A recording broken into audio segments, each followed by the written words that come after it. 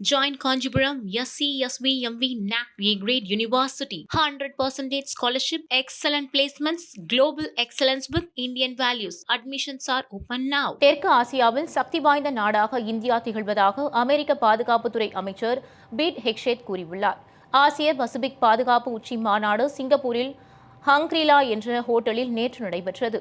இதில் 44 ஆசிய பசிபிக் நாடுகளின் பாதுகாப்பு அமைச்சர்கள், ராணுவ தளபதிகள் மற்றும் உயரதிகாரிகள் பங்கேற்று நாடுகளுக்கு இடையேயான பாதுகாப்பு குறித்து ஆலோசித்து வருகின்றனர். இதில் அமெரிக்க பாதுகாப்புத்துறை அமைச்சர் பீட் ஹெக்ஷேத் பேசுகையில், தெற்கு ஆசியாவில் இந்தியா சக்தி வாய்ந்த நாடு. அது தனது ராணுவத்தை நவீனமயமாக்கி வருகிறது.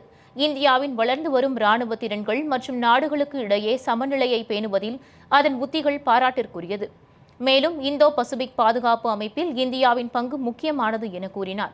தெற்காசியாவின் எல்லையை பாதுகாப்பதில் இந்தியா ஒரு முக்கியமான நாடாக உள்ளது எனவும், பாதுகாப்பு திறன்களை வலுப்படுத்துவதற்காக இந்தியா மேற்கொள்ளும் முயற்சிகள் பாராட்டிற்குரியவை என்றும் அமைச்சர் ஹெக்ஷேத் தெரிவித்துள்ளார்.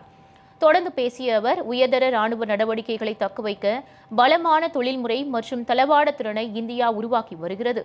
அமெரிக்கா மற்றும் இந்தியா இடையே பாதுகாப்பு ஒத்துழைப்பு விரிவடைந்து வருகிறது. இரு நாடுகளும் ராணுவ தயார் நிலை மற்றும் திறன் மேம்பாட்டை அதிகரிக்க கூட்டு முயற்சிகளை மேற்கொண்டு வருகின்றன. ஜவேலின் என்ற டேங் எதிர்ப்பு ஏவுகணையை மேம்படுத்த இந்தியாவின் கூட்டு தயாரிப்பை தொடர உறுதியளித்துள்ளோம். ராணுவ தளவாட உற்பத்தி மற்றும் செலவுகளை அதிகரிக்க அதிபர் டிரம்ப் நிர்வாகம் திட்டமிட்டுள்ளது.